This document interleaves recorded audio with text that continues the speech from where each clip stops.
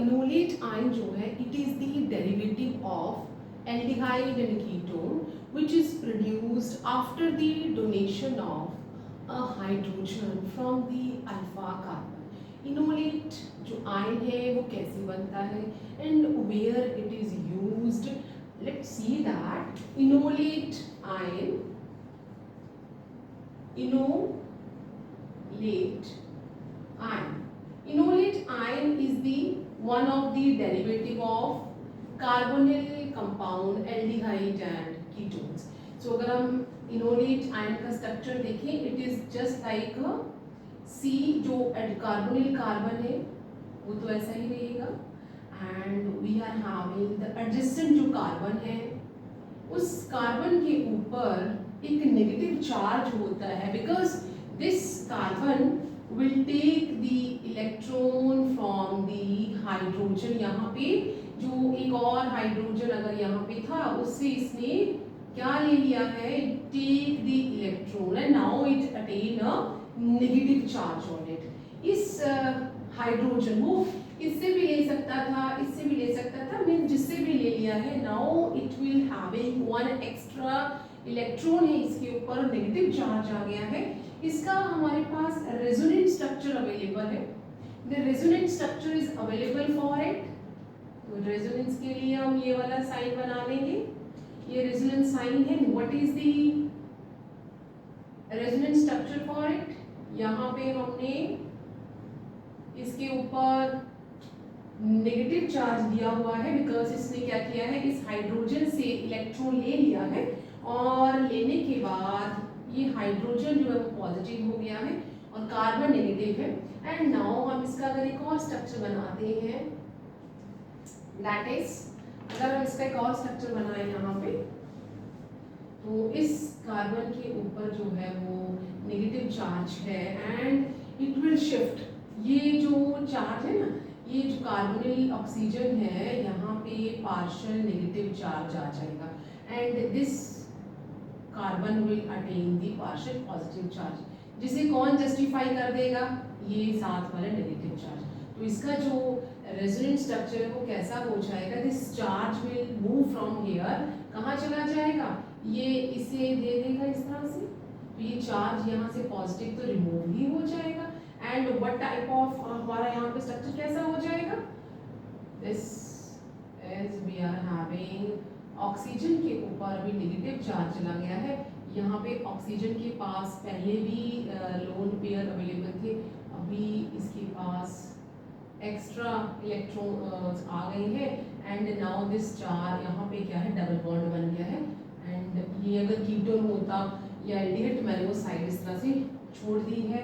Enolate, इसे हम enolate ion कहते हैं। तो इनोलेट आयन क्या है, इट इज द डेरिवेटिव, किसका डेरिवेटिव है ये, it is the derivative of carbonyl compound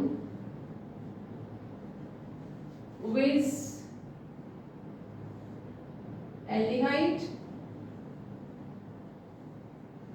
and ketone.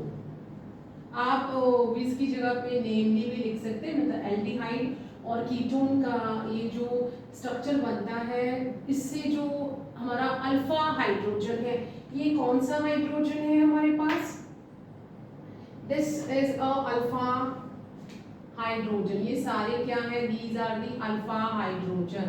Alpha hydrogen किसे कहते हैं, जो कार्बोनिल कार्बन है उसके जो एडिशन में कार्बन लगा हुआ है, तो ये क्या हो गया, this is the alpha carbon. Alpha carbon के साथ में जो हाइड्रोजन है that is alpha hydrogen. Alpha carbon due to the inductive effect, और इलेक्ट्रॉन लेके सिस्टम की तरफ जा रहे हैं, तो कौन सा यहाँ पे इंडक्टिव इफेक्ट वर्क कर रहा है, दैट इज दी नेगेटिव। कौन सा इंडक्टिव इफेक्ट यहाँ पे वर्क करेगा, नेगेटिव इंडक्टिव इफेक्ट, जिसे हम लोग माइनस आई के साथ रिप्रेजेंट करते हैं कि सिस्टम की तरफ जा रहा है, सिस्टम से नहीं आ रहा है, तो यहाँ पे नेगेटिव इंडक्टिव इफेक्ट जो वर्क कर रहा है, एंड ड्यू टू दैट एक हाइड्रोजन जो है वो निकल जाएगा। दैट इज वाई ये हाइड्रोजन, जब भी कोई कंपाउंड हाइड्रोजन को रिलीज करता है तो वो हाइड्रोजन कैसा होता है, दिस अल्फा हाइड्रोजन कैसा हो जाएगा, दिस अल्फा हाइड्रोजन इज कैसा है, that is acidic in nature, acidic in nature. So ये अल्फा हाइड्रोजन जो है वो एसिडिक है due to this acidic property of alpha hydrogen. जो कार्बोनिल कंपाउंड्स हैं they are reactive, and we will see this reaction in our other in aldol condensation. So यहाँ पे हम इनोलेट आयन के बारे में बात कर रहे थे, और इनोलेट आयन जो है वो स्टेबल है ड्यू टू रेजोनेंस, एंड इसकी स्टेबिलिटी कैसे हो जाती है।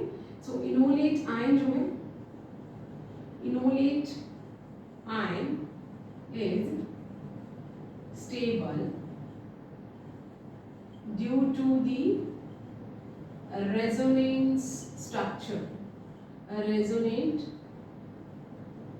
structure। तो अगर हमारा जो हाइड्रोजन है वो तो रिमूव हो गया है, तो ये जो बाकी बचा है that is known as conjugate base. ये क्या वर्क कर रहा है अभी, कंजुगेट बेस, क्योंकि हाइड्रोजन एसिडिक था तो हमने न्यूट्रल बनाना है, तो ये हमारा कैसा हो गया, this is what, this is our conjugate base. So यहाँ पे जो इनोलेट आयन है वो इस तरह से हम इसे बनाते हैं, and it is also known as conjugate base, and due to the negative inductive effect it liberate the hydrogen which is acidic in nature, and due to resonance it's very stable।